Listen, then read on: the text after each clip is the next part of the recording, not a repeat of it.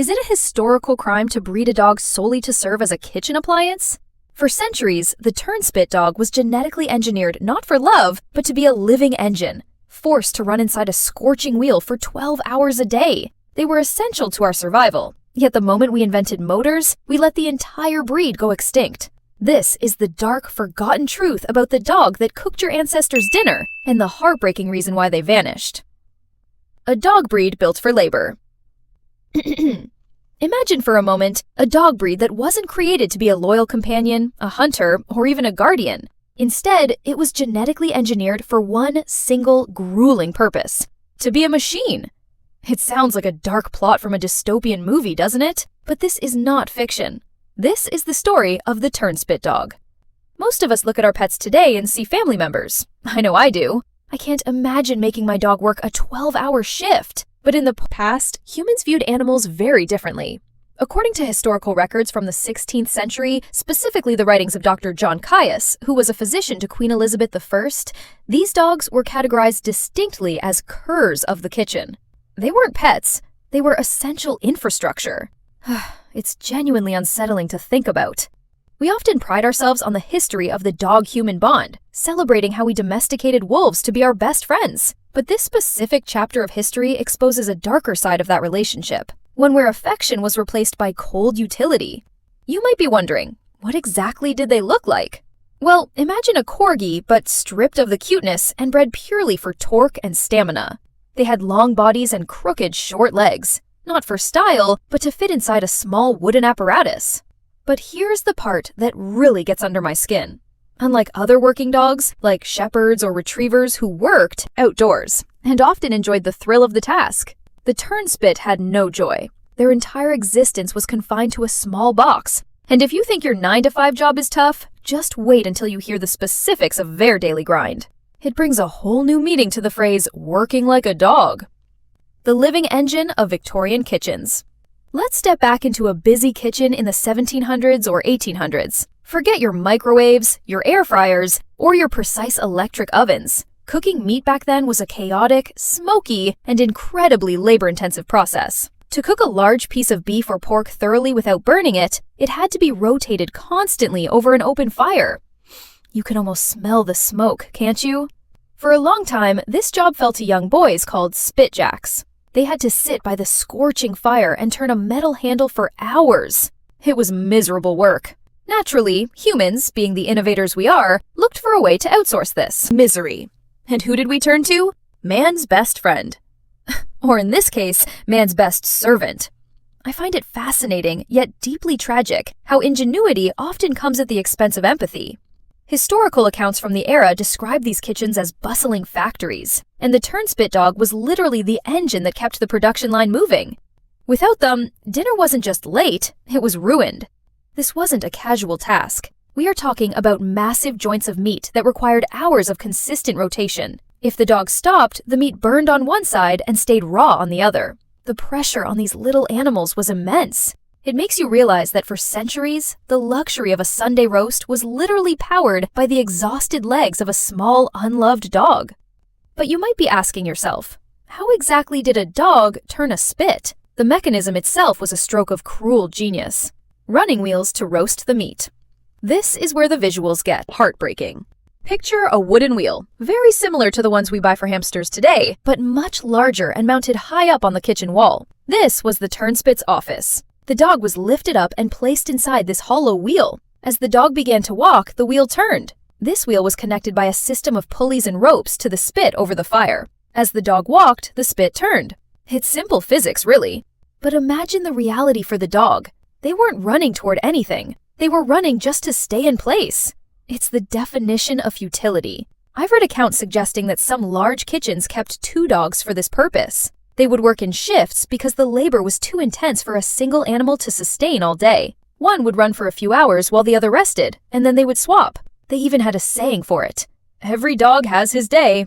You might use that phrase to mean everyone gets a lucky break, but its origin is likely grim, referring to the dread of whose turn it was to get in the wheel. But what happens next will surprise you. These dogs were so conditioned to this torture that they became attuned to the sound of the kitchen. There are stories of Turnspit dogs running away or hiding the moment they heard the cook chopping meat or the rattle of the roasting spit. They knew what was coming. It wasn't excitement, it was dread. And honestly, who could blame them?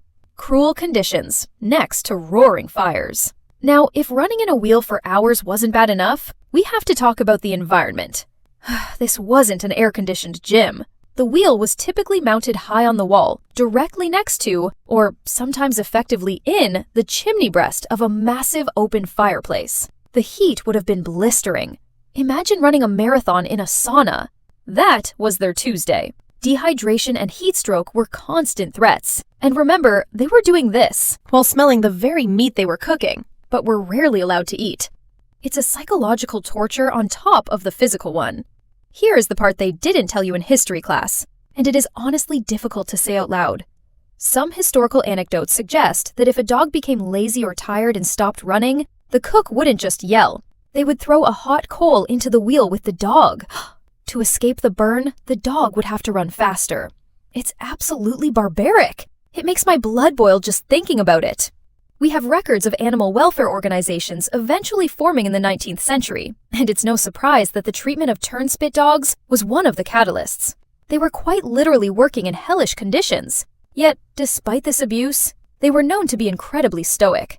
They did the job because they had no choice. But surely after the shift was over, they were treated like heroes, right? Unfortunately, reality was far colder. Regarded as tools, not pets. You would hope that after a long day of providing the family with a perfectly cooked meal, the Turnspit dog would get a soft bed and a bone. But historically, that was rarely the case. These dogs were viewed strictly as kitchen appliances.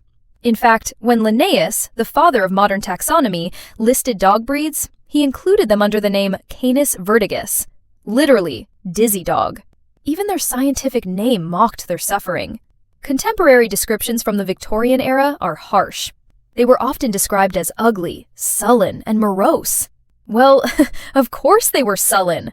You would be too if you spent your life in a Hot Wheel. They weren't bred to be cute, they were bred to be compact and strong. Because they were associated with the dirty, lowly work of the kitchen, having a Turnspit dog sitting in your lap was seen as unrefined.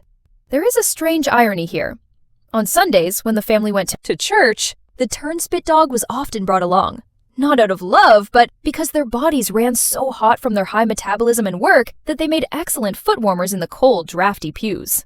Even in the house of God, they were just a utility, a living heater to keep the wealthy comfortable.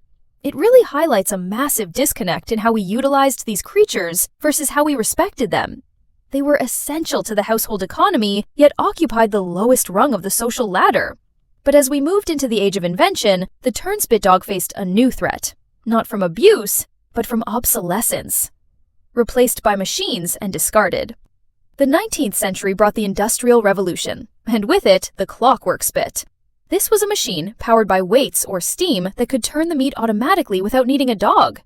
Just like that, the living engine was no longer needed. You might think, oh, that's great! The dogs were finally free! I wish I could tell you that they all retired to farm upstate to chase butterflies, but that's not how utility breeds work. When a tool is no longer useful, humans tend to discard it. Since the Turnspit dog was never bred for companionship or looks, and they were associated with a lower-class, old-fashioned way of cooking, nobody wanted them. They became a symbol of poverty. If you still had a Turnspit dog, it meant you couldn't afford a modern clockwork spit. This is a harsh lesson in how swift technological disruption can be. We see it today with jobs being replaced by AI and automation. But here was an entire biological species effectively fired from existence. The population plummeted rapidly. Breeders stopped breeding them. Owners stopped feeding them. They simply faded away. Why we let them go extinct. And so we arrive at the silent end of the Turnspit dog. Today, there are exactly 0 Turnspit dogs left on this planet. They are completely extinct. The only one you can see is a taxidermied dog named Whiskey in the Abergavenny Museum in Wales. He looks small, scruffy, and frankly, a bit sad. It's a heavy realization. We created them. We used them. And when we invented a better motor, we let them die out. It forces us to ask a difficult question about our relationship with the animals we claim to love. Do we love them for who they are, or for what they do for us? The story of the Turnspit Dog is a reminder that extinction isn't always about meteorites or climate change. Sometimes it's about fashion and convenience. These dogs were the unsung heroes of the culinary world for centuries, fueling the feasts of kings and commoners alike, and their reward was oblivion. So, the next time you look at your dog sleeping lazily on the couch, living their best life, maybe give them an extra hug. They are the lucky ones. And remember, applying just one insight from today's video, perhaps a bit more, gratitude for the creatures around us, could make a real difference. Let me know in the comments. Do you think we betrayed the Turnspit Dog, or was their extinction inevitable? I'll see you in the next video.